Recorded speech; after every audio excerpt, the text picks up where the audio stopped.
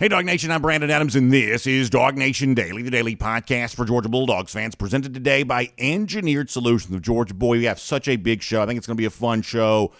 Before the show is done today, we're going to make fun of Alabama. And this is one of those things that I think is hiding in plain sight right now. Crimson Tide fans maybe have reason to be kind of concerned about how things have changed for their program. No one seems to have noticed this, but I'm going to tell you why it matters here coming up in just a little bit. Also, it's always fun to have Jake Fromm on the program today, especially ahead of G-Day. We'll get some thoughts from Jake about that.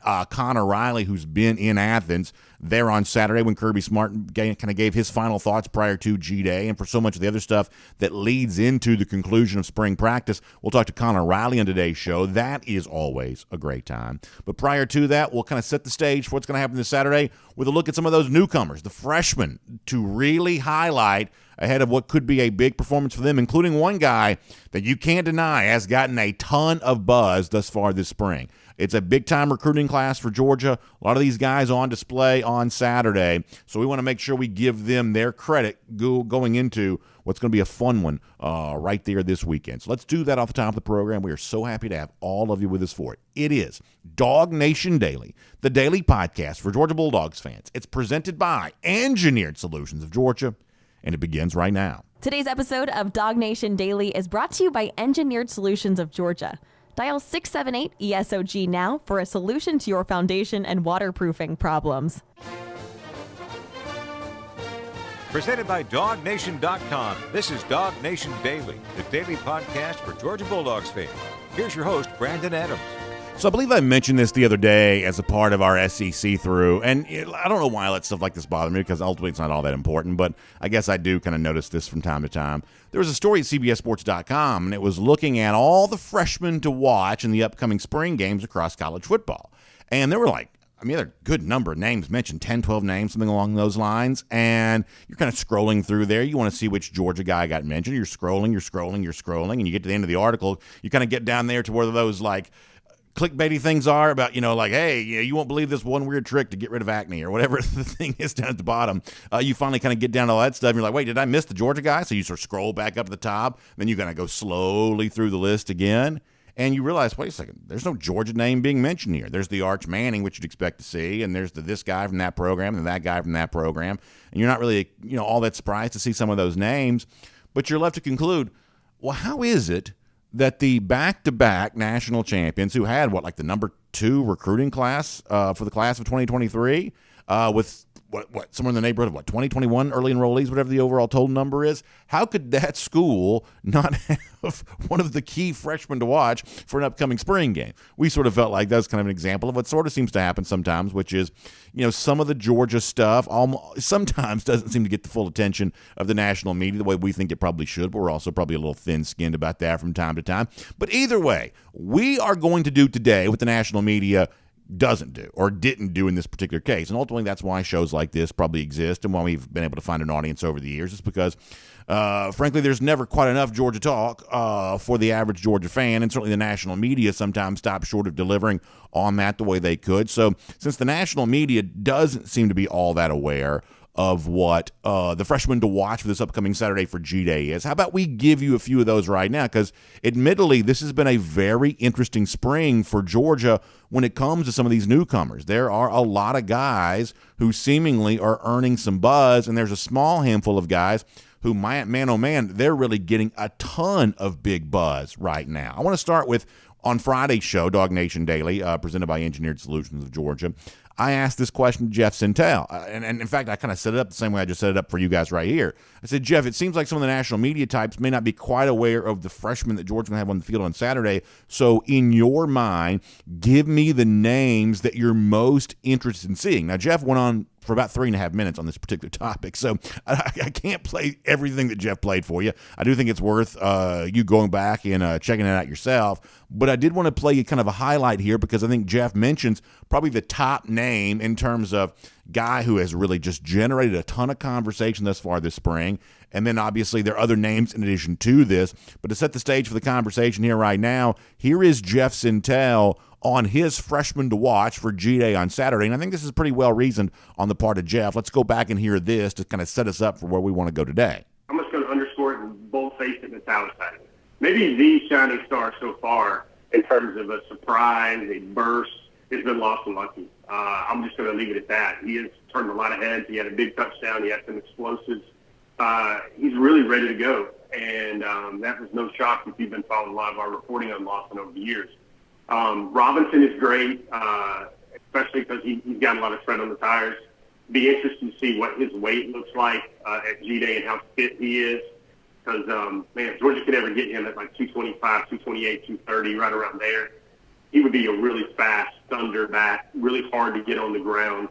But I guess the name I go to, Brandon, kind of centers on weight a little bit. I want to see how healthy and how fit Jamal Jarrett is, because Jamal Jarrett is somewhere around 330, 340 in his career. That's going to be the narrative we heard for the entire Jordan Davis career in Georgia. Kirby Smart and Travion Scott and just wanting to get the weight off of him.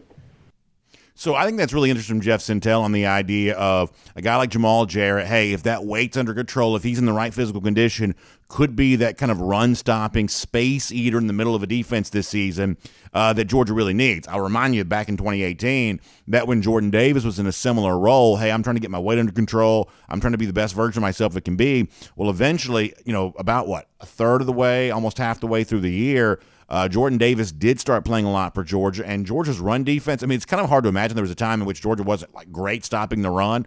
Early 2018 was kind of one of those times which Georgia was probably giving up a handful of rushing yards here and there. Well, all of a sudden, when Jordan Davis, as a true freshman, when he stepped on the field for Georgia, all of a sudden at that particular time, all that stopped. And all of a sudden, Georgia got much better at the run. They've been, very good in run defense ever since then. The emergence of Jordan Davis, kind of made that a possibility. And it seems like right now the narrative around Jamal Jarrett's kind of similar of, hey, for a big guy, making sure you don't get too big, especially when you first arrive into college, getting some of that high school weight off of you, that's an important part of the story. But Jeff says Jamal Jarrett can be a very interesting player for Georgia at some point in time this season, and maybe we do get a glimpse of that there on G-Day. He also mentions Roderick Robinson. That's the name of a guy we've talked about quite a bit here, because the narrative for G-Day in particular is veteran running back Kendall Milton, he's a little bit banged up. Veteran running back Dajon Edwards, he's a little bit banged up. So all of a sudden, a couple of running backs that I think Georgia fans are rightly fascinated with, the incoming true freshman Roderick Robinson, the second-year guy Branson Robinson, all of a sudden they're in a much more expanded role in this game on Saturday. And you would never want Kendall and Dajon not to be able to play, but on this particular Saturday, I think Georgia fans are probably a little bit more interested in the two Robinsons anyway. In this particular case, Roderick Robinson for sure, because this was a guy, if you followed at the end of his high school career, he was putting up big numbers out there in the state of California. Seems like he's gotten some interesting buzz coming in here to UGA, and seeing what Georgia might have in this incoming freshman, I do think is one of the things that makes G-Day really interesting on Saturday. Once again, Jeff kind of cites the idea of, hey, making sure you're in that kind of pristine physical condition so you can be the best version of yourself. But if we see even a glimpse of that from Robinson, and listen, it may not be some huge stat line, because as we said on yesterday's show, we do expect Georgia to throw the ball a good bit on G-Day. That's what most fans want to see. But in the case of Roderick Robinson, then, it may not be that you're evaluating him via stat line and the total number of carries. It may not be 1 million carries. It may be, 7, 8, 9, 10, something that they're in that neighborhood. But if in that small number of carries, if one of those is a highlight play, if one of those is a put your toe in the turf and make a man miss, or lower his shoulder and turn a 4-yard gain into an 8-yard gain, if that's what it is, then that gets the average Georgia fan pretty excited. Or if it's one of those things where, we're kind of wondering who's the guy that catches the ball out of the backfield for Georgia here this year. That's been a big part of the Georgia offensive story the last few years. It's really been 3 different guys who've done that. Kenny McIntosh last year, James Cook before that, Sony Michel before that. Is there a guy who can be that weapon out of the backfield? Well, what if Roderick Robinson does some of that on Saturday? That would be, kind of an interesting thing to see. That would kind of make him, I think, an interesting freshman to note for what's going to take place then this upcoming Saturday. Then the name that Jeff mentioned right off the top there, admittedly probably the guy we've heard the most about thus far this spring, the work that Lawson Luckie's been doing as a tight end. I think that Jeff kind of articulates it very well, just how buzzy Luckie's time has been here at UGA. What has that been about? What do you attribute that to? Well, if you want to go back to this past Saturday, Kirby Smart also talked about that too. He was asked directly about Lawson Luckie, the question probably coming on the basis of the fact that there's been so much kind of whisper and behind the scenes and, hey, did you hear about this and you hear about that?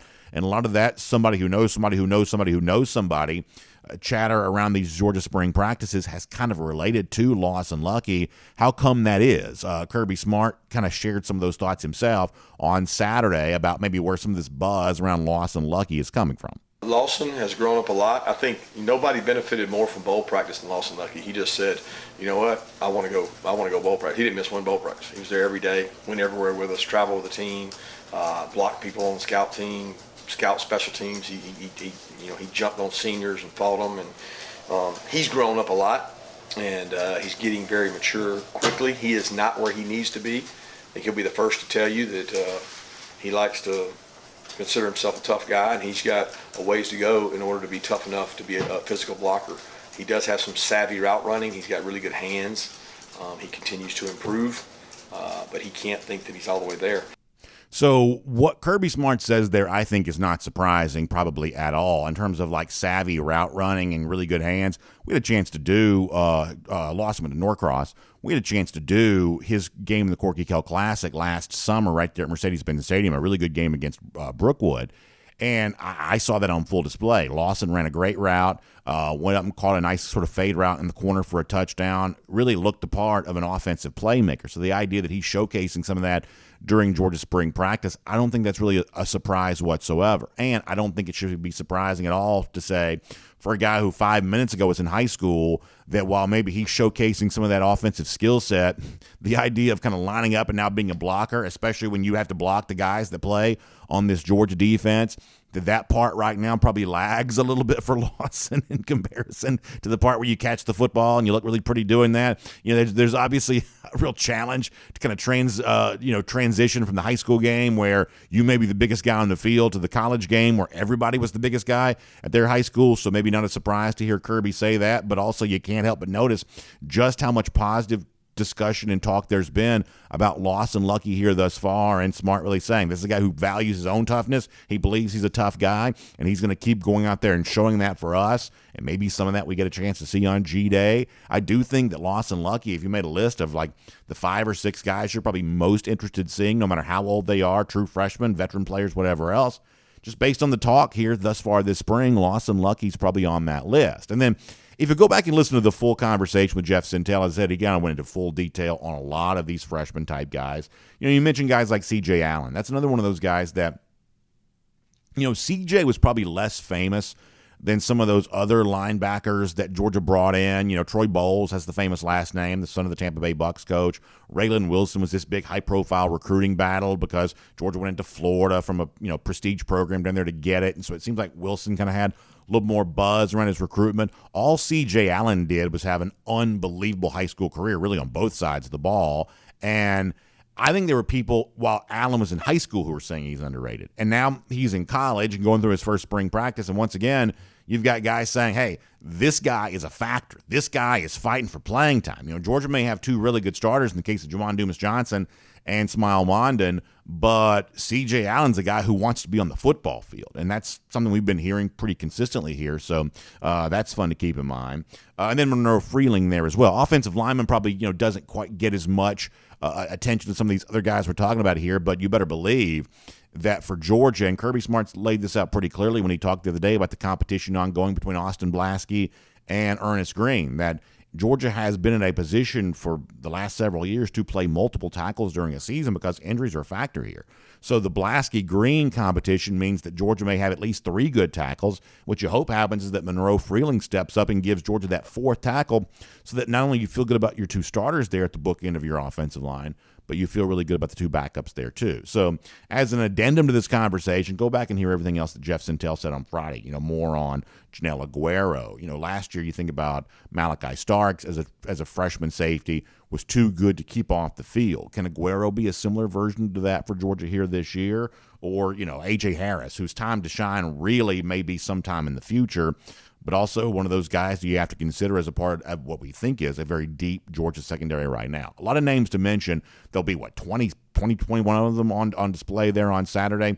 No doubt one of the most fun parts of G-Day are these guys that we've never seen before wearing a Georgia uniform. They're essentially kind of making their debut. That's a lot of the reason why folks will be tuning in on TV or traveling to Athens to see you. The national media may not know about them for whatever reason, but around here we're pretty excited about them. It's one of the things that makes us count down the days until we get to Saturday to see them with our own eyes right there at G-Day.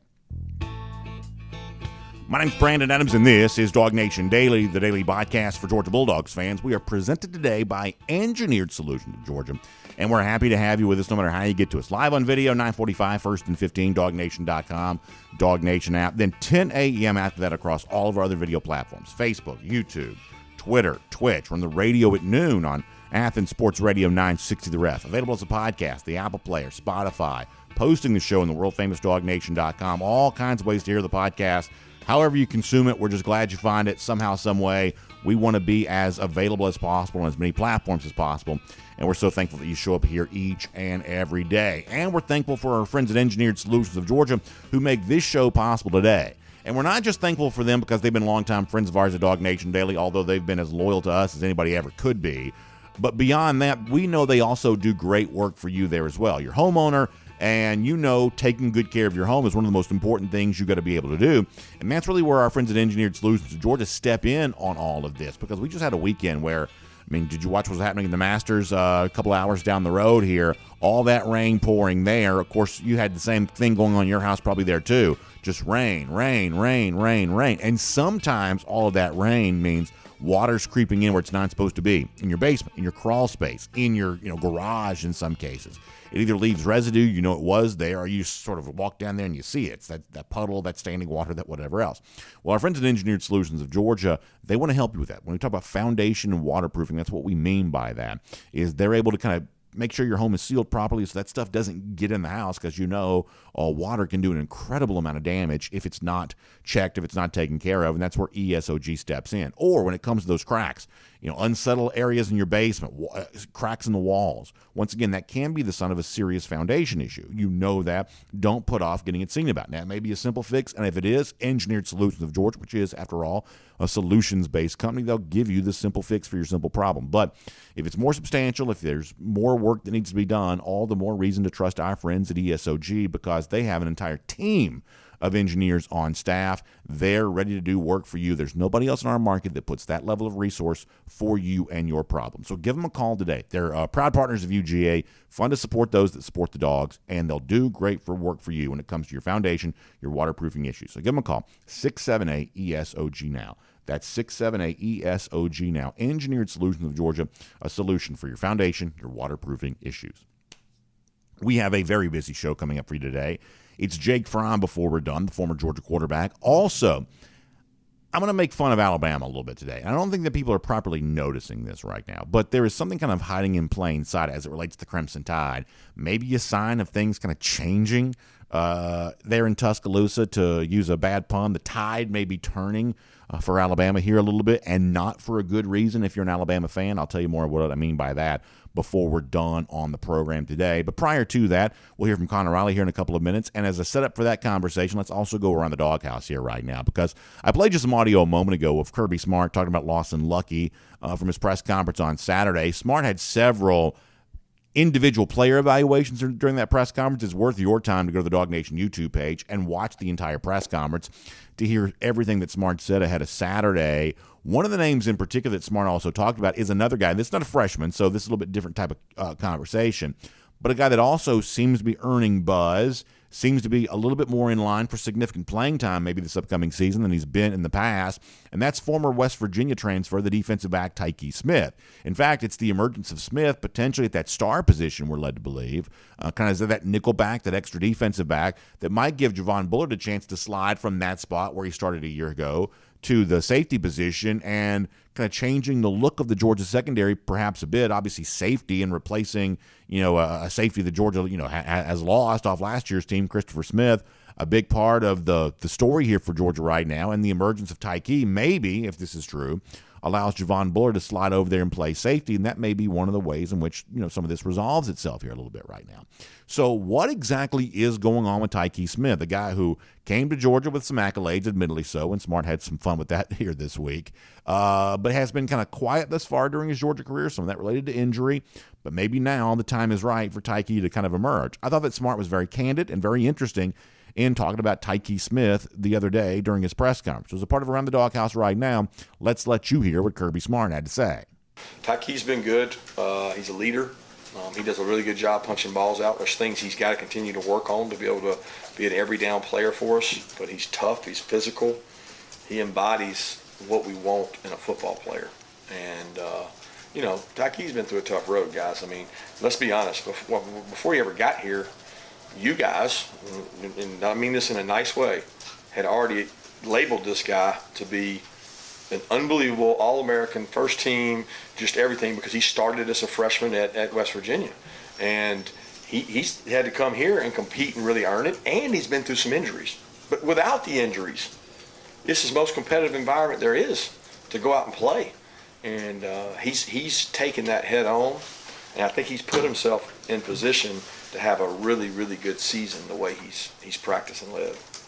So that's obviously very candid on the part of Smart, and I think the number one takeaway you ought to have is that's incredibly complimentary of Tyke Smith. So whatever the journey has been to get to this point, I think based on what Smart says there now, knowing that Smart does not throw around these compliments, lightly, that it sounds like Tyke Smith has earned some credit for himself with the way that he's practiced thus far this spring. So the first and probably the most important takeaway of all this discussion is good for Tyke Smith for sticking it out, being patient with himself, and good for this team for being patient with Tyke, allowing this process to play out to the point now where Tyke gets a chance to be a big contributor and helps the Georgia secondary in a number of ways, because Javon Bullard's one of those guys that you're going to start him somewhere. So if Tyke's going to play nickelback and things like that, well, all of a sudden that gives Javon Bullard a chance to go fill a hole over at safety. So that becomes really, really valuable. Now, as far as what Smart says there about the media kind of blowing up Tyke a little too much when he got here, the honest truth is, and Smart doesn't acknowledge that there, but the honest truth is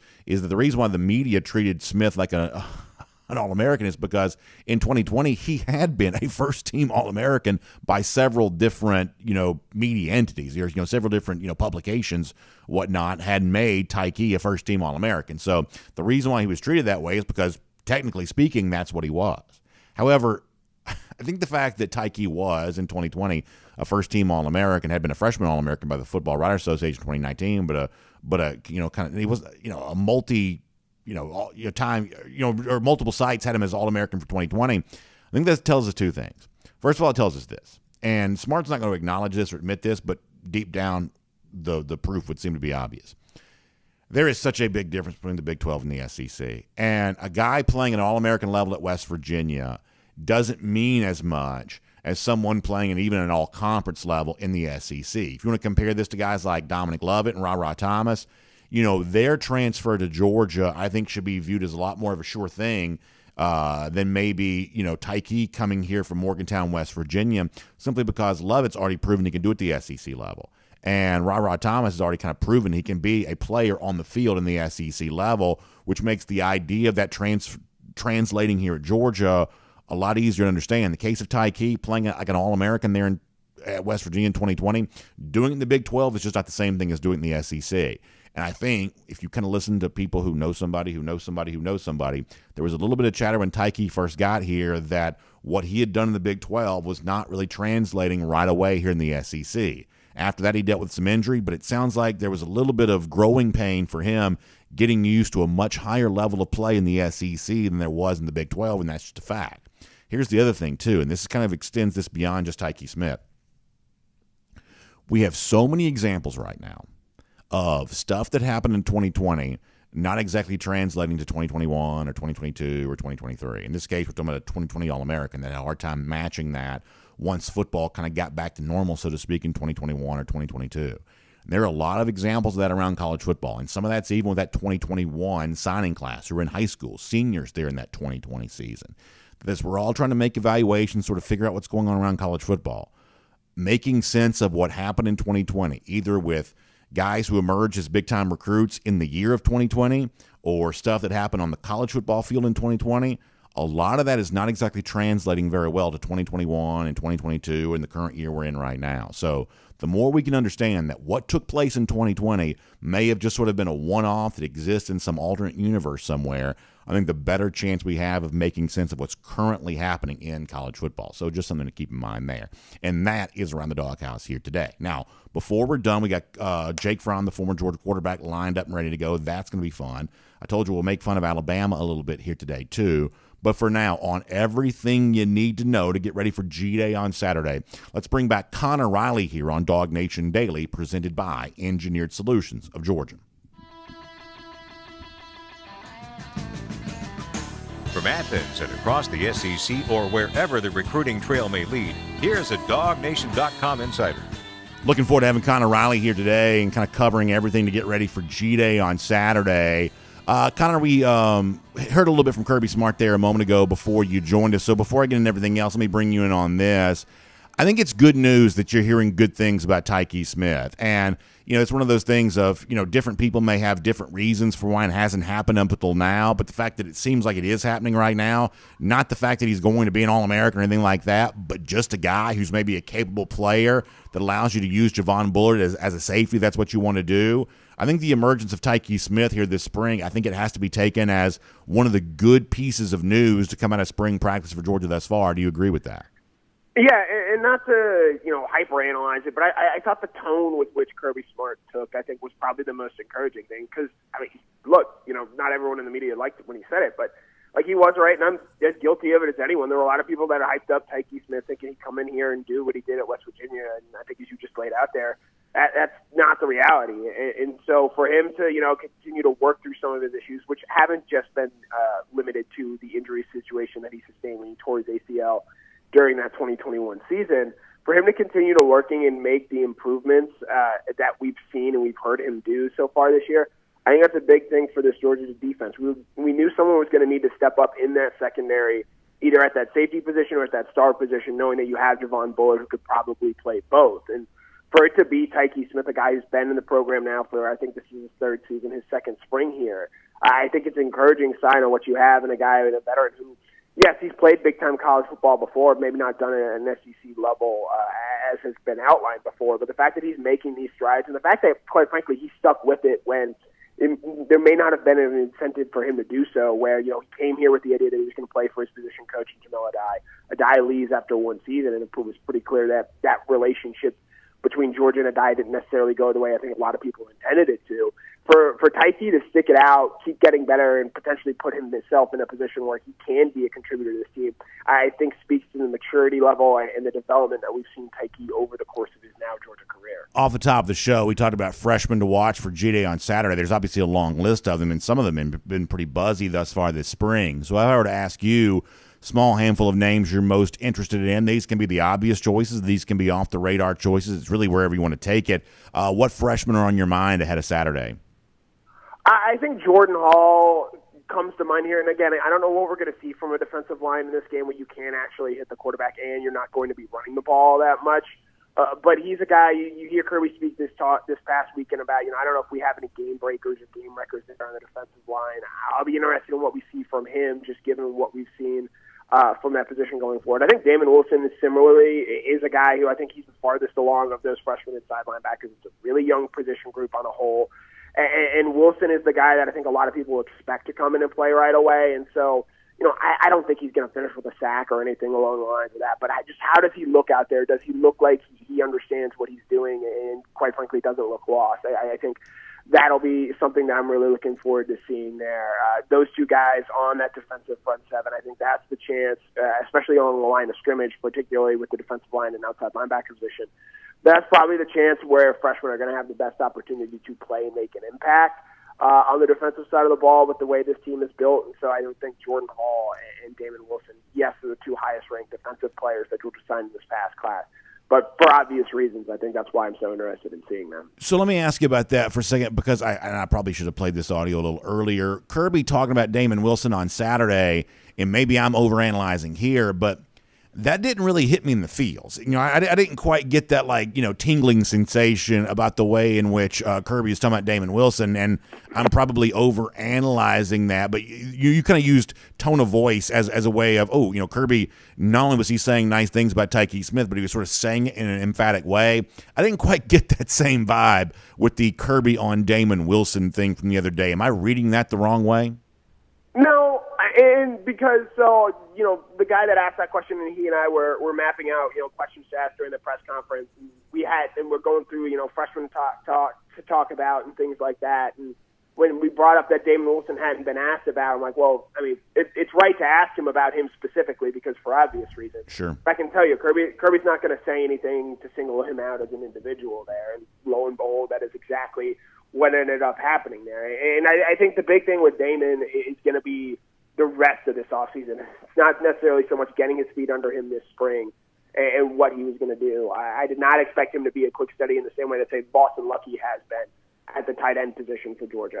I think the rest of this offseason, where he's able to go through the strength and conditioning program in the month of August, where your head's not quite swimming as much as it is during spring practice. I think that's going to be a much bigger time for Damon Wilson, because the other thing to factor in here is he's just seeing a lot more and being asked to do a lot more than, quite frankly, I think he's going to be asked to do during the regular season, when you're going to have Marvin Jones Jr. back, you're going to have Jalen Walker back.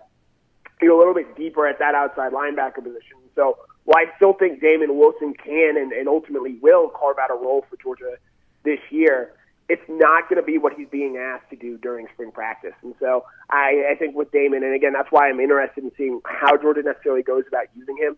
We saw last year in this spring game, Jalen Walker sort of make some headway with what he was able to do as a pass rusher, and then that shows up again, especially late in the season in games against Ohio State and TCU. I wonder if Damon Wilson can maybe follow in that trajectory, as opposed to being, the superstar five-star freshman that comes in and, like Michael Williams a year ago, is playing on a down-by-down basis. And then on the subject of Jordan Hall, we had Terrence Edwards on the show a couple of weeks ago, and he had a chance to see Georgia practice, and he raved about Jordan Hall, really thought he could be kind of the next one in terms of what this defensive line has been. Is that pretty consistent with what you're maybe hearing in other avenues there as well, that obviously Georgia has itself a pretty impressive prospect? Now, how long it takes for that to emerge on the actual football field this fall, who knows? But early buzz on Jordan Hall, would you say that's pretty consistent with what Terrence told us from having seen practice the other day? I would, and I think the thing that I fall guilty to sometimes is, and Jeff does a great job of covering these guys, writing about them. And so when I go and see them as freshmen, I think unfortunately a lot of times I'm comparing them to the guys that they're tasked with replacing. So like last year, for example, when Michael Williams came in, I'm like, I don't know if the Trayvon Walker comparisons are necessarily fair, just given how starkly different they were physically. So when Jordan Hall comes in and you're thinking, this guy could be a guy that develops into a Jalen Carter, type player, and you see him, he's a little bit bigger than Jalen, he's a little doughier. I think Jordan Hall, by the end of it, as he continues to get his body right, as he continues to ramp up and become a more college player and transition from being a high school player, I think he's got everything that you look for. And Jeff has written about this before, but the thing that makes Jordan Hall a little bit unique, a lot of these guys, and Georgia does a good job of recruiting for this, of coming from state championship winning programs or big time winning programs. Jordan Hall's high school team, I think, won 4 games over his last 2 years. And so he is hungry to contribute to a winning program. And I think that is going to help him and help his transition to college football, because that's not something he's going to take for granted that maybe other guys would. And he's going to enjoy the process of winning and all that it takes that goes into that. And I think as a freshman, that's something that you want to have, a guy that is eager to want to contribute to a winning program in any way or shape or form. And I think that's going to help him get on the field and be a player for this team this year. I think that's a really good point. I do. Thus far this spring, I think you and I have been kind of the same mind here as it relates to quarterback situations, specifically with Brock Vandagriff. And I want to make 2 quick points to you about Vandagriff and give you a chance to just talk about this however you want to. I think that Brock Vandagriff is the single most interesting / important player for Georgia on Saturday, and I kind of think that for 2 reasons. Reason number 1 is I don't know that the G-Day format, as we understand it, necessarily sets up perfectly for his skill set, because some of what Vandagriff would do well in a real football game, 11-on-11 in the fall, is use his legs to make a pass rusher miss and keep a play alive to throw it or actually run for positive yardage. And on a day like Saturday, there isn't as much opportunity for that. So if he plays well in this format, which kind of restricts some of his skill set, then I start to take it very seriously that he could win this quarterback job. And then if he also plays well, it kind of becomes one of those things, well, if Carson Beck then wins the job, having seen Vandagriff do well during the spring, then I just think that adds credibility to Carson Beck as the starting quarterback. Whereas if Vandagriff doesn't play well, then it kind of makes you, I don't know, think a little bit different about some of this kind of stuff.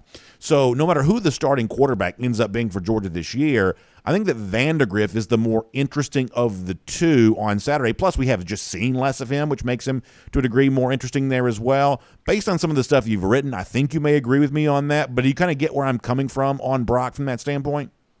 Yeah, I think you touched on it there. The biggest thing is just we haven't really seen Brock do a whole lot, and a lot of that was because this past year Carson Beck was the number 2 quarterback, and Carson, when reporters spoke to him last week when I was on vacation, he laid out that, you know, that experience he got last year was a big help for him in terms of knowing how to prepare and knowing what, you know, live action reps look like. And based on what I've heard coming out of this spring, like, do I expect Carson Beck still to be the starter? Yeah, but relative to expectations, it sounds like Brock has probably had a little bit better of a spring. That's not to say that Carson has had a bad spring. He hasn't. But Brock has made, I think, the strides necessary to where you enter the fall saying there's a world where both these guys go out and end up winning this. I do think you're correct in your point that I think Brock's game is a little bit more tailored to an actual game-like situation, which is why I ultimately kind of think Georgia's going to feel comfortable letting this bleed into the regular season. And ultimately, while, yes, Carson may get the first reps to start a game, they're going to put Brock Vandagriff in there because what his mobility brings, and Kirby has talked about this, in mobility being a bigger part of what he looks for in a quarterback. You know, that ability to run around and escape and purposely do it, it was huge for Stetson Bennett in his development as a player, and it got him on the field, and then you saw Georgia use that as a weapon last season. If Georgia has Carson Beck, Brock Vandagriff, and Gunnar Stockton all on the roster this fall, as I expect them to do so, I don't think Brock Vandagriff is going to end up transferring out. I think that's going to allow Georgia to have some of the freedom to have a more mobile quarterback. And I'm not saying they're going to call, 10 quarterback runs a game, but they're going to feel comfortable with Carson, scrambling and picking up a few yards here or there. They're going to feel very comfortable doing a read option in the red zone area with Brock Vandagriff. So I think largely, yes, his skill set might not be on full display on Saturday, but the larger point that Brock Vandagriff has been the most interesting player this spring, and I think you're going to see that again on Saturday where, yes, people are going to be eager to see what Carson Beck does, but when Brock Vandagriff is out there, especially when he's out there with the first-team offense, there's going to be a little bit more, what are we going to see from this guy from those watching on hand? Yeah, I want to ask you about one more subject before we let you go, but to kind of follow up on this real quick, I'm going to give you a hotter take than a spring game probably deserves, but based on all of this, to me, that puts a little bit of pressure on Carson Beck on Saturday. You're the more experienced player in this competition.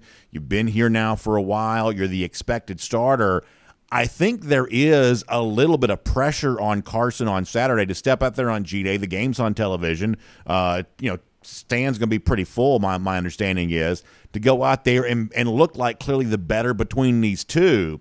It may be silly to think about pressure in a game that doesn't really count, but I think if you're a Carson Beck fan or if you are Carson Beck himself, demonstrating some space between you and Vandagriff on Saturday, I think Carson would do well by himself if he's capable of doing that. Yeah, I've long held the line that Georgia wants Carson Beck to go out there and win the job. And so I think a big part of that would be him going out and playing well on Saturday, looking good in G-Day. And while, yes, Brock Vandagriff has had, I think, over the course of 14 practices, comparatively speaking, a better spring, if Carson Beck goes out there and looks good, which I'd like to point out, he has looked good in the last 2 spring games that he has played. There was a reason coming out of 2021 that he was the clear number 2 quarterback and then did so again last season. He's played well in this format before. I think it's tailored to what he wants to do. Georgia's going to throw the football a lot and lean on that passing game with what they have, along with the injuries they have at the running back position right now.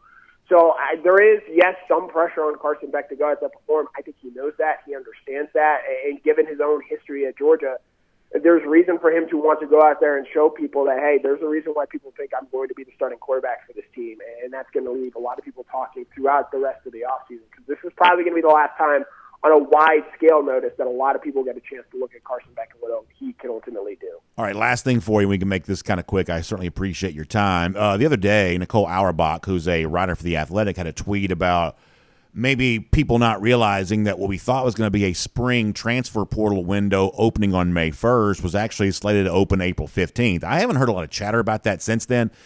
And I don't mean to put you on the spot about this, Connor, but is your understanding that the portal does open really right after G-Day, essentially? And I guess how busy do you think that could be for Georgia on both sides of that door, with players maybe looking around and with maybe Georgia doing a little bit of looking around itself? What do you think about the upcoming spring transfer portal window, which will be the hot story one way or another post G-Day?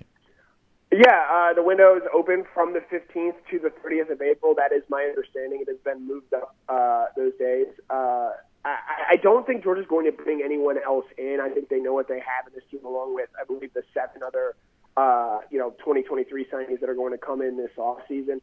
I would naturally expect probably 3 or 4 guys to end up hitting the portal, and that's just the reality of you're at a big-time program like Georgia, where playing time is limited. We saw guys last year. Tyman Mitchell was a perfect example of this, a guy who went through spring practice with Georgia, sort of saw the writing on the wall, found a new home at TCU relatively quickly, and proved to be a big-time contributor for them. You're probably going to see 3 or 4 guys do that again.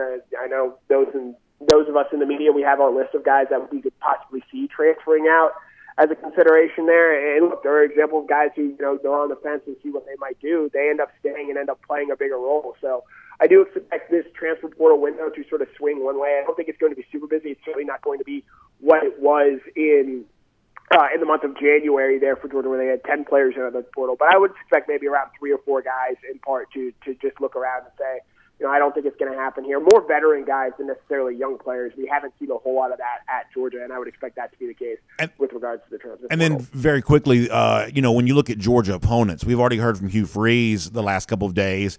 I mean, it sounds like he might be looking for 5 starters in the transfer portal. Last year, that level of play, or at least in that quantity, just wasn't there. I think Florida wanted to do that last year and couldn't. I think they'd like to do it now. They're about to lose even more offensive linemen, it seems, and their offensive line's already pretty thin. I realize that you don't have a crystal ball. You can't necessarily, predict this, but how much do you think a Georgia opponent might still be able to help themselves and bring in some, SEC level players? Do you think a team that Georgia slated to play this season has a chance of dramatically changing their roster prior to the start of the season with this current transfer portal window that's about to start? Because Hugh Freeze has said he wants to. At this point, I just don't think there's going to be enough guys in the transfer portal that fit those sort of parameters to do that. You might see a few guys. I know there's talk of, maybe some of the guys that wanted to enter the transfer portal in January and play elsewhere have improved their academic status, and that has allowed them to go look elsewhere. But ultimately, I just don't think, and with what we've seen so far from the transfer portal, this post-spring window is just not as deep or as wide, rather, as the January one is. And so if you're trying to make wholesale changes, which it sounds like Florida and Auburn are trying to do, I don't think that's a wise scenario. And I think maybe this window is, can we get 1 or 2 more pieces to sort of help us from a depth standpoint than necessarily can we make wholesale changes to help improve our talent level. Connor, it is great to have you back on the show. Really, really good stuff as always. Thanks so much for your time, and I look forward to reading you more at DawgNation.com, and, of course, seeing you Saturday in Athens for G-Day. That's going to be a lot of fun. Of course, great coverage from DawgNation all throughout the day there then. So we appreciate it. We'll look forward to talking to you soon. Yep, as always, it was a pleasure. Let's take a look around the rest of the league. This is SEC Through. So to follow up on what Connor and I were just talking, this is what's going to come down to. If teams like Florida, if teams like Auburn, even a team like Tennessee, I would think in this conversation. South Carolina's in this conversation. South Carolina hosted a high-profile grad transfer the other day. If these teams that Georgia are playing on the upcoming schedule who would like to help themselves through the transfer portal, to get the kind of quantity that they're looking for. I mean, we had the quote for you from Freeze the other day talking about 5 starters, level players they like to bring, including multiple offensive linemen.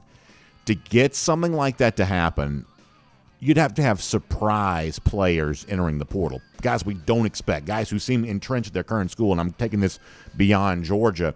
You'd have surprise-level players entering the portal for schools like Auburn to get as many guys they're looking for, or maybe a Tennessee or a South Carolina, Florida, these teams that seem to be a few players away from actual contention. It would take a bunch of surprise names landing in the portal for that to really give itself a chance to happen. Could it take place? It did not occur a year ago, and that's what I think the question is going to be. For this spring portal, which we believe has now moved up and begins essentially right after G-Day. Is it crazier than it was this time a year ago? Because this time a year ago, it actually turned out to be a little less crazy than people anticipated it being. How crazy will it be around this time? I mean, I literally would only be guessing. I don't know, but it will be a fascinating couple of weeks here and probably pretty busy on the college football news front. Now, we'll talk more about that as it becomes necessary. For now, though, let's get ready to go cruise around the SEC courtesy of Royal Caribbean. And while we're thinking about transfer portals and things like that, we're also thinking about the DawgNation Cruise coming up April 24th to the 28th. We're so excited about that. Cannot wait for it. It's going to be a truly, truly great time. Final night of the cruise, the big draft party, and so many special DawgNation events we have planned there for that. For those of you who are going to be on board with us, love the fact that you will be. We just heard from a DawgNation guy yesterday, too, one of our viewers, who said he actually just got back from Independence of the Seas. What I love is that not only do we have hundreds of people joining us here for this DawgNation Cruise coming up in a couple of weeks, so many of you taking my advice and booking your own Royal Caribbean cruise vacation to enjoy everything that Royal Caribbean has to offer right now, whether it be the 3-night, 4-night cruises like Independence of the Seas goes on, or one of its sister ships, Mariner of the Seas, kind of does the same thing out of Port Canaveral, or one of those 7-night sailings, maybe on an Oasis-class ship like I was able to enjoy back in February. Just so many great options for you with a Royal Caribbean cruise vacation. And the other thing that I love is right now so many of you also trusting Jessica Slater, travel agent specially selected for us by Royal Caribbean to help with all of that. You can give her a call, 770-718-9147. That's 770-718-9147, and she'll get you ready to go with all of your Royal Caribbean cruise vacation needs. All right, before we talk to Jake Fromm in about 5 minutes, let's get ready to go cruise around the SEC courtesy of Royal Caribbean right now. And I told you, if you're an Alabama fan, I think there's bad news out there for you today. Have you seen the reporting that Kliff Kingsbury, obviously most recently former Arizona Cardinals coach, prior to that head coach at Texas Tech, Kliff Kingsbury appears to be on his way to joining the USC staff as a quality control analyst expected to work with the quarterbacks. Not an on-field coach, but kind of a quality control analyst. Some people have wondered, what does this mean for USC's recruitment of 5-star quarterback Dylan Raiola? I actually don't know that it means much of anything here right now, if I had to guess. This may be good news for Caleb Williams this season, or Malachi Nelson. They're kind of waiting the wings, the backup. Kingsbury obviously knows the quarterback position. I don't know how much this impacts the recruitment of Raiola. If I had to assume, it probably doesn't impact it very much at all. But here's what I do think, though.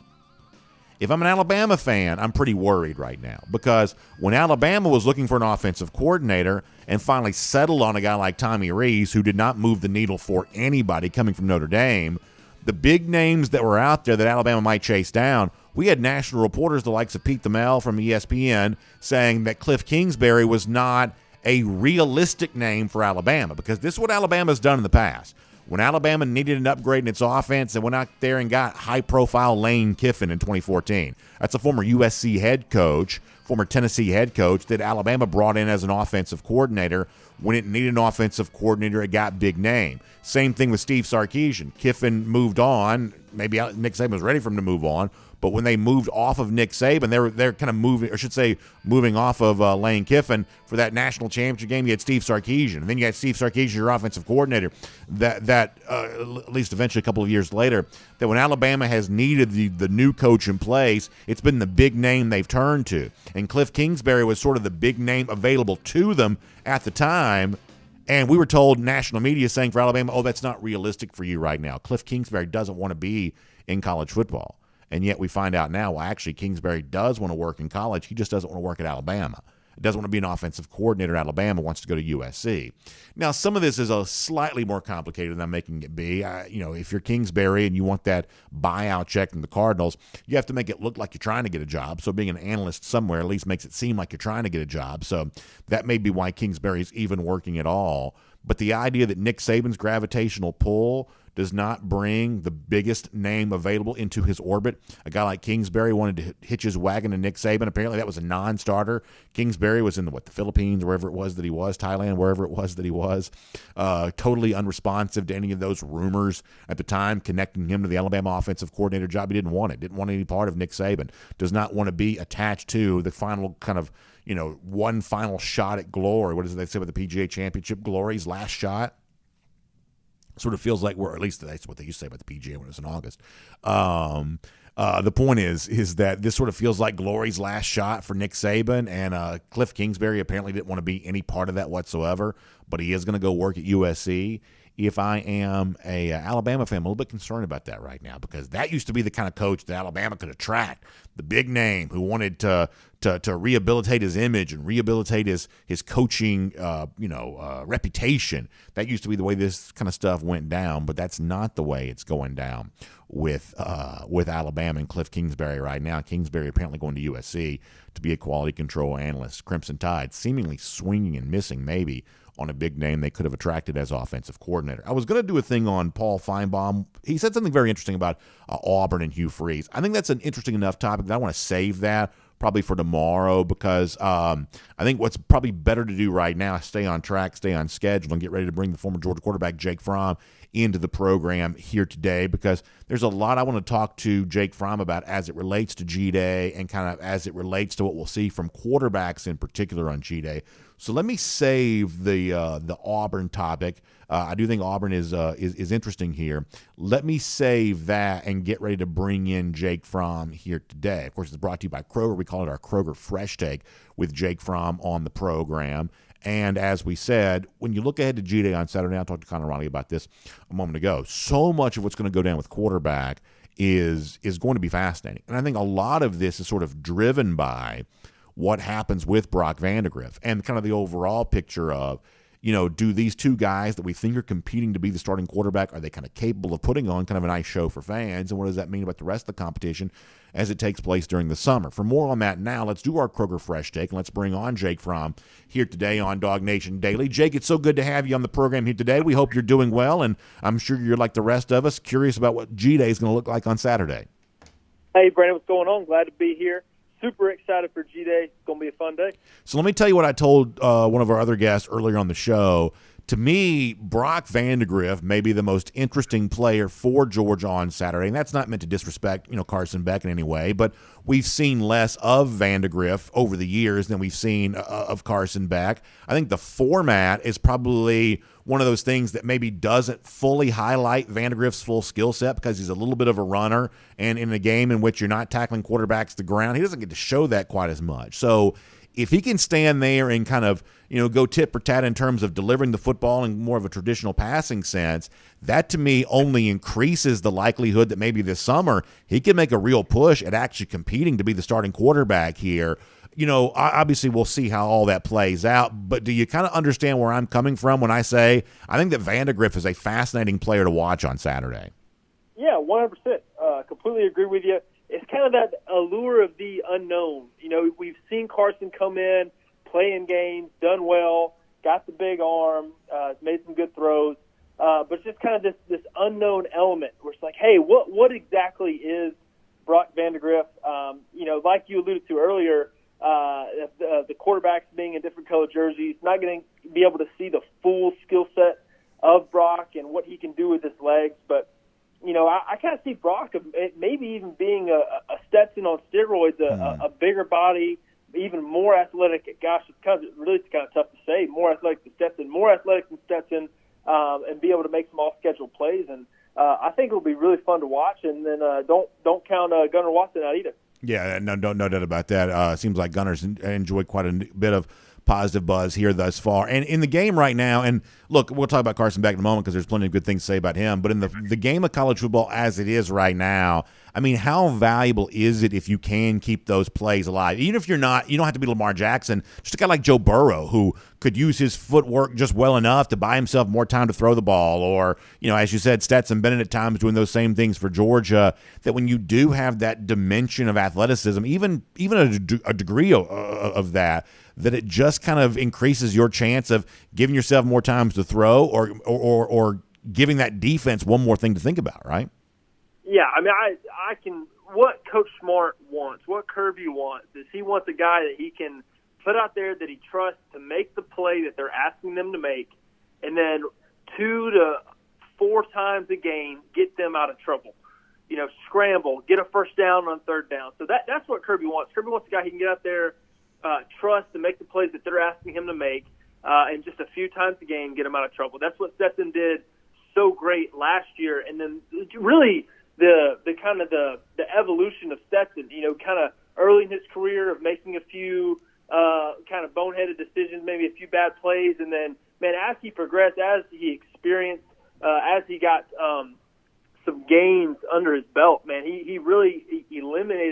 of plays and just said, hey, I'm just going to scramble a little bit right here, get our guys a first down. Hey, let's move the chains and go score a touchdown.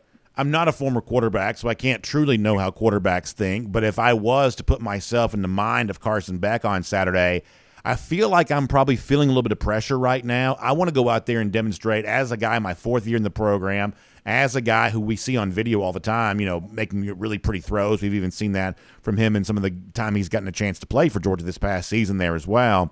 Because of all that, maybe I'm putting a little bit of pressure on myself of, hey, I've got to go out there and demonstrate that I'm leading this quarterback competition, that I'm kind of the obvious and inevitable choice to eventually be named starter, and I'm going to display some space between myself and Brock Vandegrift on Saturday. I'm going to demonstrate that I'm ahead of him by how I play on television and in front of tens of thousands of fans in the stadium on Saturday. How much true pressure do you think Beck probably feels going into a game like this?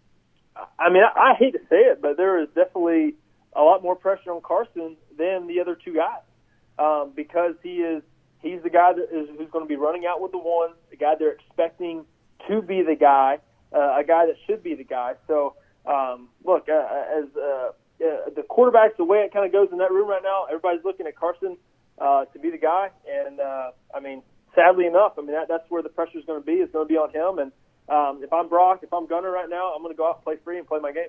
Tell me how you think that Georgia does view G-Day internally, not just for this quarterback competition, but just generally speaking, because on the one hand, there are fans in the stands, there is TV presence there, so you can approximate a real game. But on the other hand, to make more of this than, like, say, some of the controlled scrimmages that have taken place the weeks prior to this, maybe that kind of leads you to a small sample size and kind of a false positive of believing that something's true that isn't. So how does the program view G-Day? And as a player yourself, how did you approach this in comparison to one of those games in the fall when you go out there and play a different opponent?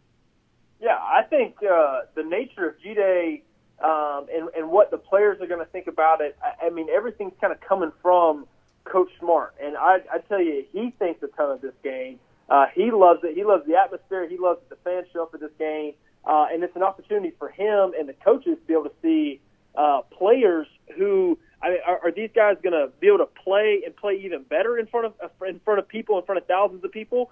Are they going to shut down and they're going to make more mistakes? Are they going to think more? And really kind of shrivel up in the essence of pressure. So he thinks it's a big deal. It's a very good finishing test to finish a spring practice.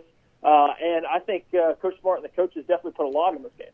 There is a little bit of a trend that has kind of emerged lately about people sort of saying something about spring games. I want to get your opinion on this coming up in just a moment. Before that, let me remind folks that this is our Kroger Fresh Take with Jake Fromm here each and every Tuesday on DawgNation Daily. And, of course, Kroger not only bringing Mr. Fromm to us each week, they also provide you great savings opportunities throughout the week there at Kroger there as well. In fact, using the internet and all kinds of digital capabilities do this there as well, that you can go digital right now and save even more at Kroger. When you download the Kroger app, when you use the Kroger website, you can kind of sign up and start getting those exclusive digital coupons right now. So go to Kroger.com/sign up for more on that. Kroger.com/sign up for more on that. So, Jake, to finish up here today, I don't know if you've seen this, but I guess Hugh Freeze, the Auburn coach, started this, but a lot of folks have kind of weighed in since then.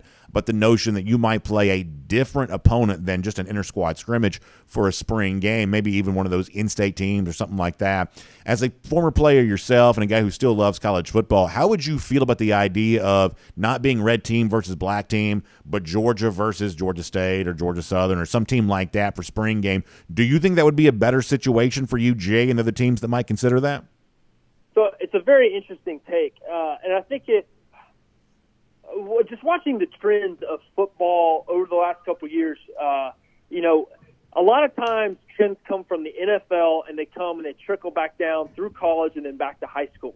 But sometimes, as of late, I feel like there's a lot of trends that have kind of started in high school and then trends back up into college and then into the NFL. And I feel like this may be one of those trends where kind of started in high school, right? You're playing a spring game against each other. Well, now high school, and especially in the state of Georgia, other states were doing this, but now Georgia gets to go out and they get to play opponents for their spring game. Well, now it's starting to become a talk for colleges as well. So I think it'd be super interesting. I think it'd be really cool. I think it'd be really neat for these smaller colleges to be able to come up and play. And It'd be fun to watch. I would tune in it. I'm a big fan. I love Georgia.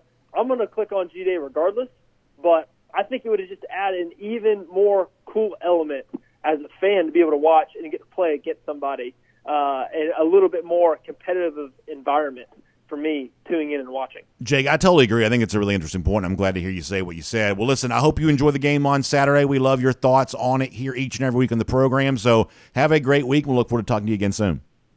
Brandon, thank you very much. Have a good one. Good stuff from Jake Fromm. Before we wrap up today, I want to kind of explain a little bit what Jake was talking about there. So in high school football now, teams for their spring games, they do play other teams. And these are, typically speaking, like big team against big team in high school football. For instance, our buddy Terrence Edwards, who joins us every Thursday, the former great Georgia wide receiver, he's also a part of the coaching staff at Milton, one of the top 7A programs in Georgia. And, Milton was actually looking for a spring game opponent. And I talked to Terrence the other day. I said, you guys ever find a game to play? He said, yeah, we're going to play Cass. And Cass is this, really good program at the northwest part of the state. Scovey White, who's on his way to Georgia as a wide receiver, he plays for Cass.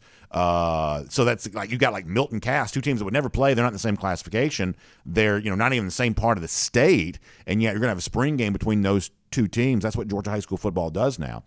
So from that standpoint, what Jake is saying is, hey, what you see happening at the high school level, you could just see that happening at the college level. The NFL obviously has its preseason game, but you also have those like summer camp things where teams will travel and they'll work with each other for a few days there sometimes too. So it's not like other levels of play aren't doing some version of this. Really, it's college football who's the outlier, and they don't do this kind of thing at all. There is no preseason football.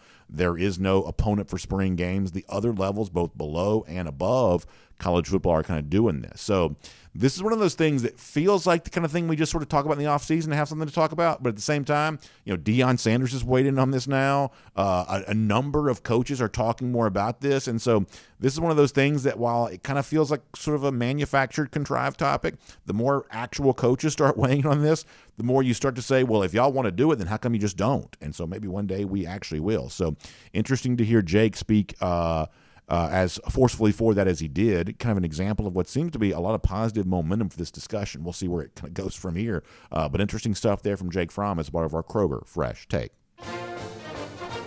All right, to wrap up here today, I want to show you our golden shoe. And this golden shoe requires a little bit of explaining here because it kind of relates to two different topics we've addressed as of late on the show. So let me show you this here right now. So Josh Santee Thorne sends this to me on Twitter. This was a couple days ago. He says, here's an anonymous coach thinking that Stetson Bennett was going to soft throw that first pitch at the Braves opener. He goes, hashtag golden shoe, hashtag go dogs. So this kind of touches on three topics we've addressed here as of late. First of all, we have a real aversion to anonymous coaches right now because it seems like the only anonymous coaches that ESPN ever quotes are ones who want to absolutely trash Georgia. So there's that Josh kind of touches on. Also, the Stetson Bennett opening pitch for the Braves in the home opener last Thursday, where he went from the rubber 60 feet 6 inches. You'll give him a lot of credit for that. But also the image here of the fancy guy letting his monocle drop into his soup. This is one of those things that we also talked about from the conversation between Kirby Smart and Coach K the other day, where Coach K was just aghast. I mean, he was just flabbergasted, clutching his pearls and falling onto his fainting couch about Kirby Smart talking about wanting to beat the other team so bad they wanted to quit. The two personalities there, Kirby and Coach K together, that is quite a contrast, no doubt. So Josh kind of touching on a lot of recent topics there with his golden shoe submission, so we will give him a well-earned golden shoe for that. And then we'll tell you our Gator Hater countdown today. How about this? Even 200. Good, nice round numbers, always great to see. And by the way, always fun to think about this game getting even closer. Cocktail party takes place an even 200 days from right now, and that is going to be a bad day to be a Gator, but you already know that. We will see you tomorrow, everybody. DawgNation Daily, presented by Engineered Solutions of Georgia. And on video. Time now for our R.S. Andrews Cool Down. R.S. Andrews, the one you turn to for your air conditioning, heating, plumbing, and electric needs. Sounds like we have a little bit of news here. I'll try to give that to you here in just a second. They show up on time. They do the work that's promised, the price that's promised. And speaking of promises, I promised our DawgNation.com audience I would start with them on our cool down today because I was a little bit late. So we're going to do that here in a moment. But prior to that, there is a little bit of news here. It sounds like we're going to have a brand new UGA this year. So what UGA Athletics is reporting is we can't wait to have UGA 11 on the sidelines for Georgia. So there's going to be a ceremony, a collaring ceremony Saturday for G-Day, just prior to the game, 3:50 p.m. Georgia reporting they're going to be inducting a brand new UGA into the world here. So I'll just read you the official thing from Georgia. This coming from UGA. The University of Georgia is going to introduce Boom, the 10-month-old English Bulldog, as UGA 11 during pregame ceremonies for the upcoming G-Day game on Saturday. So quite a run for UGA 10.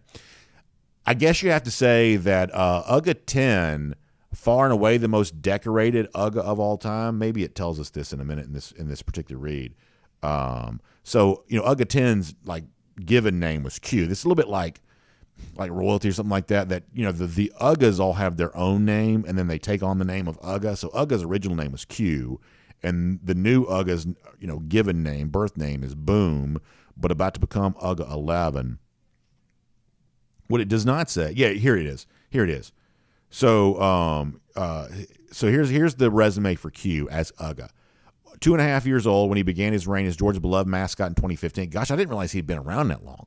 I thought his tenure as UGA was shorter than that, but he was 91-18 as the mascot, including back-to-back national championships, 2 SEC titles, and victories in the Rose, Sugar, Orange, and Peach Bowl. So I think you got to say that UGA 10 is the most successful UGA of all time. I guess UGA 3 would have taken the mantle on that prior to this, but as UGA 10, otherwise known as Q, gets ready to give way to Boom, I think you've got to call this UGA the greatest UGA of all time. I think you have to say that. So there you go on that front. A brand new UGA to be introduced on Saturday, and what a touching ceremony that will be. All right, so before I get to the other comment sections, let me go to DawgNation.com. I promised them I would begin there, and we will see. Let's see what else. Yeah, DT asked about the UGA situation, so there you go there on that. DT says he likes G-Day the way that it is. More UGA players get more plays, go against each other teams, and you cut that in half. I guess to a degree that's true, but I mean, hopefully you're playing the kind of team that you could get as much as you want, playing time as you want. Randy Hall on the subject of the 93K day. That's one of those things that, if you notice, Georgia has not really pushed that ever since then. I think that's one of those things they did just to sort of show they could do it. And I think since then they've sort of realized that managing that many people on a G-Day is a hard thing to do. So they have not, in this year, I don't even think you could get anywhere close to that, because I think half the stadium is still kind of, partitioned off because of construction. But the whole idea of 93K day, that was one of those things they did it once. I don't think they ever wanted to do it again. I think they realized that was way too many people to try to cram into a stadium for a spring game when you didn't have to. So I think they were glad they did it, and obviously it was an unbelievable testament to Kirby Smart's early leadership of the Georgia program. It was a very special day. I'm not making fun of it.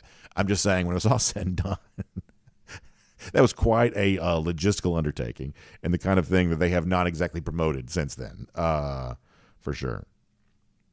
So Herb Hamilton also, when you talk about great UGAs, the UGA in 1996, what UGA would that have been? Was that UGA 5? That's a good question. I'm not sure which UGA that would have been, but the one that tried to bite, Robert Baker, the Auburn wide receiver. That's the ultimate classic moment. So when you think about, various moments in UGA history, 96 Auburn game, big part of that. You had an UGA that was on the cover of Sports Illustrated. That was a very big deal. UGA was in the movie Midnight of the Garden of Good and Evil. That was kind of a big deal. So you've got a few moments for UGAs in pop culture lore and things like that. And now you've got a back-to-back national champion UGA getting ready to give way. And don't you know, kind of like Kentucky Derby winners, their post-racing life is usually pretty good. My guess is Q's post-UGA life is going to be pretty good here there as well. South Georgia Dog says, I don't see the benefit of a Georgia spring game versus Georgia State. I want to see our quarterbacks and running backs go against our defense. Also, it's still touch football for the quarterbacks. Don't want players hurting a weak team. Yeah, I'm a little bit surprised that some of y'all are taking that tact here on this. When you say you're seeing, and I'm not anti-G-Day. I'm not. It's going to sound like I'm being a wet blanket, but you're not really seeing the quarterbacks against the Georgia defense. You're not.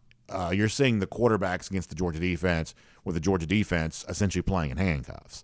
I mean, what Georgia's defense does to other quarterbacks, they don't get to do that to the Georgia quarterbacks on Saturday.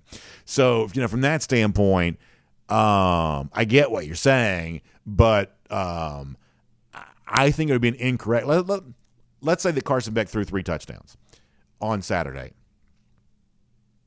I believe it would be unfair to come in here on Monday and say, not only did Carson Beck throw 3 touchdowns, he threw 3 touchdowns against the Georgia defense. I think that'd be unfair to say because Georgia's defense does not get to do the stuff that Georgia's defense likes to do. Like, you're not going to see Jordan Hall pulling a Jalen Carter. Like, he's not going to lift, Brock Vandegrift in the air and carry him around with one finger in the air. The sort of like reckless, was it Kirby Smart said that they wanting game wreckers and whatever it was that he said? Like, Georgia's defense does not get to do that on Saturday. They don't get to do that. It's like in a previous life, I used to go to Falcons training camp a good bit. And it's always funny. It's like the NFL practices are way more open than college practices are. Always have been, but now that's even more true than it used to be. And this is back when they were in Furman. When they were in Furman, I used to go up there because of the job I was doing at the time. I'd stay there for a couple of weeks sometimes. And so Falcons just brought in this free agent. I forget who it was, but he used to play for New England. I forget who it was. So one day during practice, Michael Vick, quarterback at the time, was kind of doing like some version of a running play. And this, free agent safety, I'm blanking on his name. I don't know why I'm blanking on his name. I've had a hard time with names lately. I guess I'm getting old. But he comes flying over, and he doesn't hit Vic, but he almost did. Like, he came very, very close. And it was happening right in front of me. And one of the other players was like, he said something to the effect of, he said, you can't be hitting him. That's the franchise. And that was kind of the rule. It's like, hey, you don't mess with the franchise. At the time, Michael Vick was the franchise. And, I don't know that the current Georgia quarterbacks are necessarily the franchise over and above the other Georgia players, but at the same time, the defense still knows that, hey, save your big hits and your game wrecking play, save that for September. You don't get to do that in April. So if you played a Georgia State or a Georgia Southern, and those guys got to go out there and really, rock and roll, I mean, I think that'd be better. And to see, a Carson Beck or a Brock Vandegrift against a defense that really was trying to stop them, including scheming for them. I mean, because that's one thing that Brock Vandegrift, young quarterback here, if you're playing another opponent, they're going to be doing, they're going to be doing stuff, right? They're going to be, dropping into coverage or pass rush. They're going to be trying to confuse you. Whereas, the Georgia defense on Saturday, I'd say for the most part, is not trying to confuse anybody. So in other words, I'm actually a little surprised that some of y'all aren't more in favor of something that more closely looks like a real football game, because I think I probably would be. Raleigh Dog says, didn't Preston Jones that's a blast in the past, get hurt in a spring game by alumni players? Think they had 13 guys in the field and someone hit Preston by accident. I don't remember that, Raleigh, but there you go. And quite a shout out to Preston Jones for sure. Johnny Surf Dog says, still disappointed they didn't travel UGA to L.A. for this past national championship. Yeah, I guess the English Bulldogs can't be on planes that long. I'm not a big dog person, so I don't know a ton about that kind of thing, but I guess you can't really do that too much. Let's see what else. Herb Hamilton says, we've been fortunate the last couple of years to avoid the injury bug, but quarterback is going to be a new issue anyway this year if we lose one of the three. I don't think you have to worry about that right now. I really don't. The Georgia quarterbacks are not going to leave. And if I end up being wrong about that, you'll just add that to the list of things I've been wrong about. But I don't believe I'm going to be wrong about this. Georgia quarterbacks are not leaving. They're not. I think a lot of these guys know full well what's at stake here. I mean, you can go be the quarterback at, Talladega Tech, or you can go be the quarterback at Georgia. Well, clearly you want to be the quarterback at Georgia if you have a chance to be. And even for the guy that doesn't win this job right now because of what you said, injuries and things like that, hey, Stetson Bennett wasn't the starting quarterback, and he ended up being, sort of a historic figure with the Georgia program. So right now you've got full buy-in from everybody, including the guy that right now is the least involved in the conversation to be the starter. Gunnar Stockton may be the least likely to transfer player on the entire roster. Gunnar is at home, as my understanding is anyway, he is as at home at Georgia as anybody is. I think he fully well understands. He's got a great, you heard Jake Fromm say nice things about it a moment ago. I think Gunnar Stockton has a full understanding that he has a very good chance of being the Georgia starting quarterback at some point in time in the near future, whether it happens in 2024 or whenever. Gunnar Stockton's got his shot at Georgia. So even for a guy like that, who right now does not appear to be, one of the major contenders to start for UGA, I'd be as shocked if he transferred as literally anybody. I just don't think that's even a starter in terms of conversation right now. All right, let's see what else. Try to pay my due diligence at DawgNation.com. Then I'm going to go.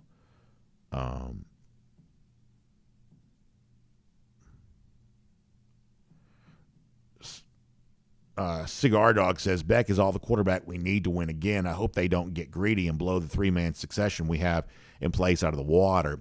So I think the Cigar Dog says a couple of interesting things there. And, the one thing I've always kind of half kiddingly said is that some of y'all are a little bit more confident in things that you haven't seen than I am. I like a lot about Carson Beck, but there's a lot about Carson Beck I feel like we haven't seen yet. So this idea that I'm ready to proclaim, and Cigar Dog's a good commenter, but he says that that Beck's all the quarterback that we need right now. That might be true. That might be true.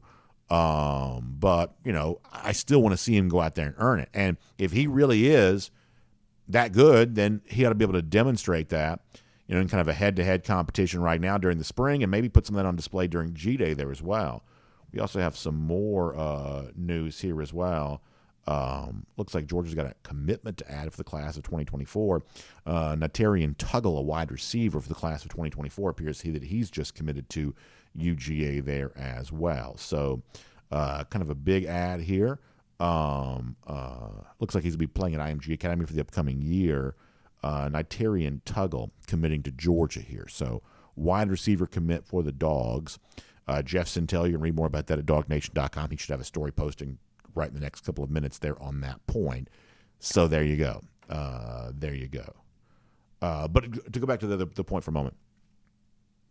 So Carson Beck could be the greatest quarterback in Georgia history, but I'm still going to need to see it from him, right? I'm going to need to see him show it this spring. He should be in a competition. It sounds like he is in a competition. If he's as good as we think he can be, then he'll win it, and he'll win it maybe even convincingly. The other point that Cigar Dog mentions, though, is, and I think this is kind of interesting as well, which is it does seem like there could be a little bit more of a return to normalcy for Georgia at the quarterback spot. Like, quarterback for Georgia the last few years has been really, really weird. The emergence of Stetson Bennett was a little bit weird. The JT Daniels era at Georgia was, to be honest, just a little bit weird. Took him a long time to get healthy. Then he was, then he kind of wasn't again, and then Georgia sort of moved on. Jamie Newman doing what he did was weird. The idea that Georgia started Dwan Mathis, I'm not trying to disrespect Mathis, but the idea that Georgia started Mathis to begin the 2020 season, that sort of felt a little bit weird. There's been this weirdness around the quarterback spot, but now it seems like you do have a chance, as Cigar Dog mentioned, to transition from Beck to somebody else and kind of establish a little bit more of a normalcy here. And normalcy does include competition that, no one is granted the job. So let's say that Beck is the guy this year. He has his year. He does well. He goes on the NFL. Let's just say that works out. Well, in the future, no one is going to be promised anything. That the succession plan, isn't necessarily Brock Vandegrift to Gunnar Stockton, nor is it necessarily Dylan Raiola stepping in here and taking it from all those guys. I mean, the quarterback position has a way of surprising you sometimes. And so I do think that things are getting a little bit more normal for Georgia in that you might, have this guy give way to that guy to give way to that guy, and it maybe works out that way. But it's also going to be one of those things that, no one is going to be promised anything. You're going to have to go out there and earn it, whether it be Beck earning it right now or somebody else earning it next year or whatever else happening after that. Even the presence of a five-star, high-profile name like Dylan Raiola, if he were to come to Georgia, even he doesn't change that all that much. All right. Let me go to YouTube here, and we'll get some comments over on YouTube. And sorry for keeping those folks waiting, but I wanted to give a little love to DawgNation.com. All right, let's see what else.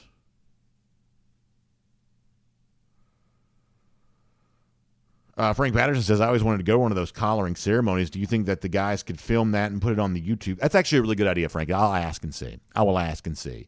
Can we get some video of that? That's a really good idea.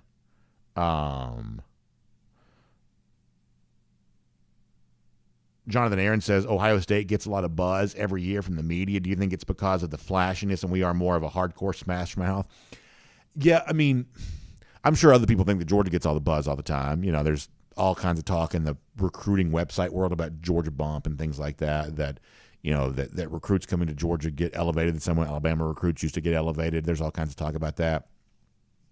In the case of Ohio State, it is just good business to hype the Buckeyes. You know, there are, I think they have 50,000 undergraduate students. They're, you know, darn near close to 1 million, you know, living alumni or something like that. There's a lot of Ohio State fans. Ohio's a big state and populous state. They pretty much have the entirety of the state. So hyping up Ohio State players is good business for the national media. You know, does Georgia get a little less of that than they probably deserve? I actually do think they do, even though, you know, as a Georgia fan, maybe I'm overly sensitive to that. Hey, why isn't the national media talking about my team? It sort of feels like everybody wonders that. But in the case of Georgia, I actually do think there is some of that really is true. And I think ultimately kind of comes down to is that selling a name is better than selling a team. Like, nobody tunes in to watch the, you know, so-and-so team play. You know, games are better marketed by selling an individual player. It's one of the reasons why there's been so much talk about quarterbacks over the last however many years. First of all, quarterback is really important, but what you see is that the NFL and now to a certain extent college football, they're trying to market quarterbacks the same way the NBA has always had great success marketing individual players. The NBA has never been anywhere near as popular as the NFL has been, but you would not really know that from the way in which individual NBA players are incredibly popular. You know, LeBron James is probably as famous as anybody playing in the NFL, if not more famous than anybody playing in the NFL, despite the fact that he plays a sport, basketball, in a league, the NBA, that's nowhere near as popular as football or the NFL. The reason why is individual names are just easier to market. So at Georgia, where you don't have a lot of individual standouts, you may have great players, but you have great players standing next to great players, and therefore the individual name doesn't necessarily stand at the forefront of that discussion. And I think that makes it a little bit tougher sell for ESPN and a lot of the, you know, kind of low information mainstream media types. So yeah. G. Grace Bama Boy says LeBron probably is way bigger than an NFL player. I think that's probably true. I would say that Tom Brady's probably close, although I guess Brady's not a current NFL player anymore. I'd say that Brady's probably close, but no one else in the NFL even comes close to LeBron James, you know, fame. Not even like Patrick Mahomes. I think that's probably true. Let's see what else. Paul Moon says, I'm excited to have UGA Clemson as a rivalry again. I always liked that one. I did too. I guess they open next season. Is that right? 2024 in Atlanta, I believe. I think that's right. Lesko wants a Javon Bullard Peach Bowl jersey. That's actually a really good idea. That's a really good idea, Lesko. I really like that. Red You Fly says, can you tell us what Clemson provides to top recruits over Georgia? I mean, Brian Brzee and Miles Murphy both underachieved, in my opinion. Now they're trying to snatch Sammy Brown and Edric Houston. So in the case of Miles Murphy, I think we talked to Jeff about this on Friday. That was pretty clearly a situation of the Clemson defense was a better fit for Murphy to be a 4-3 defensive end and be kind of the edge rusher spot. You know, this is one of those things where even though Georgia kind of changes its fronts all the time, you know, they're variable in terms of the defense look they give you. In the simplest, most stark terms, Georgia's thought of it as a 3-4 defense, and Clemson under Brent Venables was thought of as a 4-3 defense. And so, therefore, the edge rusher at Georgia is going to be an outside linebacker, whereas the edge rusher for Clemson was going to be a 4-3 defensive end. And so Georgia was selling, you know, Miles Murphy on come here and be a 3-4 defensive end, and that's just not that sexy of a position in the eyes of some players, especially at the time. This was prior to Trayvon Walker going from that spot to number 1 in the NFL draft. And so I think now defensive end's a little bit easier sell for Georgia as a recruit. We talked about this on Friday with Jeff Sentell, kind of a good bit. In the case of Brazee, this is also him going to Clemson. This is prior to, at the time, Clemson, had good success with its defensive linemen and its defensive players in general moving on the NFL in a way that Georgia just hadn't had then. Well, now Georgia's got Devontae Wyatt and Jordan Davis and Trayvon Walker and Jalen Carter's going to be a top 5 pick. By the way, after all the, back and forth about Jalen Carter, he's still going to be drafted in top 5. It seems like all of this has been a total waste of time. But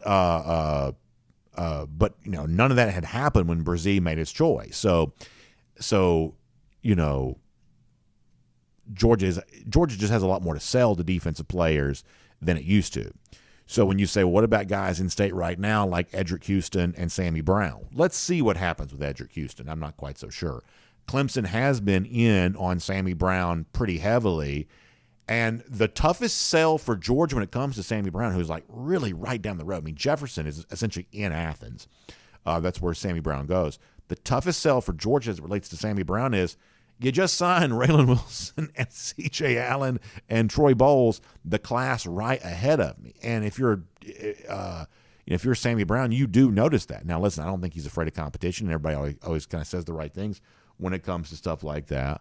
But a guy like Brown can't help but notice that. So if he goes to Clemson, which, by the way, Jefferson's not too far from Clemson either, just right up 85, right there on the exit. If he goes to Clemson, I'd have to say that's the reason why. However, here's the one thing that Clemson does do really well. And, I think this has hurt them in recent years. But one of the things that Clemson does do is they do show a good bit of loyalty in recruiting. In other words, they'll make an offer, and they don't offer 1,000 guys. Some of these SEC teams are much more aggressive in recruiting. They offer a lot of players, and they'll change their mind about you if they don't really feel like you're having the kind of season that they think you should be having, or if your workout for them in person doesn't go the way you think it's going to. Georgia reserves the right to change his mind about you because they want to get the best roster they can possibly get. Clemson, I think, has been a little bit more loyal in some of its recruiting efforts. Now, Clemson also has a weaker roster because of that. In other words, if you don't use all your scholarships, and if you don't take transfers, and if you don't do a lot of these kinds of things, well, you get stuck with the Clemson roster that's existed the last couple of years, and that's not good enough. And in the SEC, if Clemson were in the SEC, it'd be even worse. Like, you cannot go 3/4 speed in recruiting and expect to have a roster that keeps pace with the very best programs in the country. Yes, Clemson won 2 national championships, but when you got Deshaun Watson at quarterback, when you have Trevor Lawrence at quarterback, that covers up some of the other blemishes you have on your roster. Well, now they don't have a quarterback of that magnitude, and all of a sudden, lack of depth along the offensive line, the lack of Brent Venables level defensive talent the way that they used to have, all that kind of comes to the forefront a whole lot more. And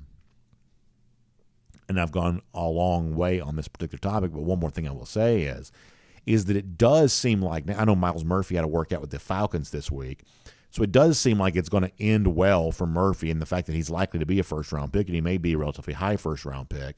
But what Clemson used to be able to sell these defensive linemen of, come here, we'll get you to the NFL, all of a sudden they can't sell that in comparison to Georgia quite as well anymore because Georgia's had so much success at that position since guys like Murphy and Brazee made their decision. I think it's a really good question, and that's the best answer I can give you. Foster Moss says, why couldn't Georgia play Oklahoma this year, but Alabama can still play Texas? That's a very simple answer. The Georgia-Oklahoma home and home was slated to start this year, whereas the Texas-Alabama home and home is slated to end this year. Those two teams played last season. That contract would conclude this season, whereas the Georgia-Oklahoma home and home contract would start this year, but it wouldn't conclude until after Oklahoma was already in the SEC, and so therefore you have this kind of unresolved issue there, and it would be pretty cost prohibitive to Georgia to play a road game and not get a home game in return. So even though the SEC asked Georgia not to do it, financially it would be pretty hard on UGA to go up there and not get the home game back. Now, my understanding is even with all of that, I mean, I heard from somebody who knows somebody that Kirby Smart really wanted to play that game no matter what. He wanted Georgia to have a tougher game in September than it's currently going to have. He wanted the road game in Oklahoma. That's not going to happen, and that's the reason why. Alabama, Texas finished their contract this year, whereas Georgia, Oklahoma would just be starting its contract this year.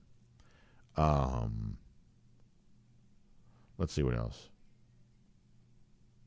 Yeah, DMart42 mentioning the Falcons possibly in play for Miles Murphy, and if you're a Falcons fan, I think you got to kind of like that. I think you do anyway. I actually don't know where Brzee is slated to go. Some of y'all who follow mock drafts better than me, where is he currently slated to go? I'm not quite so sure about that. Brandon Griffin brings up a very interesting point. He says Kirby Smart is so young. The next 20 years, we're going to see a dynasty the likes of which college football has never seen. I think that's true. I mean, this is going to sound like a wild comparison, but to me, when I think about what Kirby Smart appears to be in his chosen profession, this reminds me a little bit of a Tiger Woods type situation. In 97, Woods wins his first Masters, wins the Tiger Slam, in 2000. He won all 4 majors, not in the same calendar year, but he won them consecutively. He was the defending champion of all 4 majors at one point. And you realize, my gosh, Tiger Woods is so young that not only is he already, in the conversation with the great golfers we've seen, he could obliterate the major championship record that Jack Nicklaus has had. Now, what we found out with Tiger Woods is, okay, well, injury crept in, and that kind of changed things for him. Some personal issues kind of crept in. That kind of changed things for him. And ultimately, the Tiger Woods career is actually a little less than what we thought it was going to be, even though he still stands as one of the greats of all time. But ultimately, that's what Kirby Smart sort of feels like to me. A guy having this much success so young, if Kirby truly wanted to, he could very easily do this for another 20 years. Very easily do this for another 20 years. Now, does he want to do it or not? I don't know. We'll find out as time goes on. But if he does want to, there's no reason to think that he couldn't leave with the most decorated resume of any coach of all time. It is very much a possibility, and it's at least conceivable that he could be the most decorated coach by a long shot. One of my vacation shows back in February, I said people kind of want to compare him sometimes to Nick Saban, but the more apt comparison might be someone like John Wooden. He could be the college ball version of a John Wooden if he truly wanted to be, maybe anyway. Let's see what else.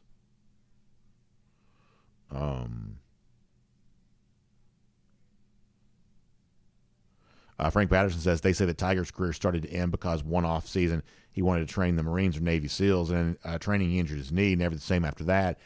I mean, there was that period of time where, look, I mean, obviously Tiger's personal life has been in the the picture and all that kind of stuff. I mean, I don't want to be armchair psychologist. I really don't. But in the case of Tiger Woods, what it seems like kind of happened with him was that he sort of got bored with the winning. That people have this kind of crisis sometimes when they, finally achieve their goals and they look around, they're like, is this all there is to life? Tiger Woods had a chance to be the greatest golfer of all time, and frankly had a chance to be the greatest golfer of all time by a long shot. And from appearances, from the outside looking in, it looks like he had a little bit of I think what you might call, the smart people might call, an existential crisis, where he's like, is this all there is to life? And the winning kind of got a little boring to him. Now, I'm not in any way saying that Kirby Smart had the same thing happen to him, but there is something to be said for the mental toughness to remain that consistent year after year after year, and not needlessly complicate your life as a way of self-sabotaging the winning, which has kind of gotten boring. And I don't mean to be, like I said, that's armchair psychology. It's not worth 5 cents. But from the outside looking in, that sort of seems like what may have happened to Tiger Woods. Frank Patterson bringing up an interesting idea. If one day Kirby gets to coach his son, we see Kirby's son, sometimes on TV and things like that. That might be kind of interesting. That would be very much an interesting scenario if that ever happened, for sure. All right, let me go to Facebook. We haven't been there yet.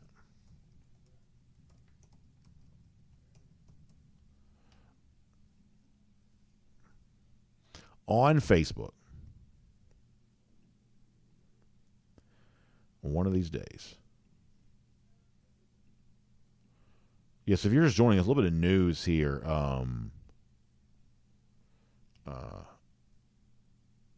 Denise White-Loper, looking forward to meeting you there as well.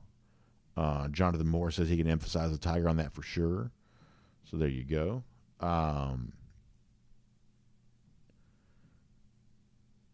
Let's see what else. Jonathan Aaron, also on Facebook, says watching something called JT Productions on video. I didn't see the video, but there's a lot of good stuff out there on video right now for sure. For sure. Greg Baker, on the subject of the English Bulldogs. I know that they have to take great care of these Bulldogs. I do. And like I said, I'm not a big dog person, so I don't quite know, what's going on there on that. I'm not an expert on dogs, but I do know that the particular breed, as beautiful as it is, and it's a beautiful breed of dog, no doubt, but that particular breed of dog does require some special care. Let's see what else. Philip Jordan Wells and Joseph Kennedy talking about the hair color for various Georgia figures. Let's see what else. Alan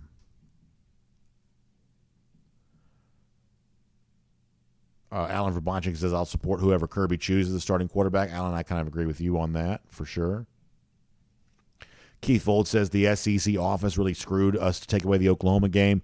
In a manner of speaking, maybe so. But, I mean, they also probably saved Georgia a good bit of money on that, too.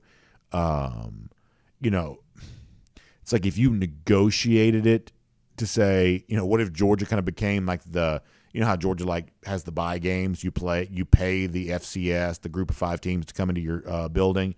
I guess you could have renegotiated the contract to have Oklahoma pay Georgia to come up there. Maybe you could have worked that out.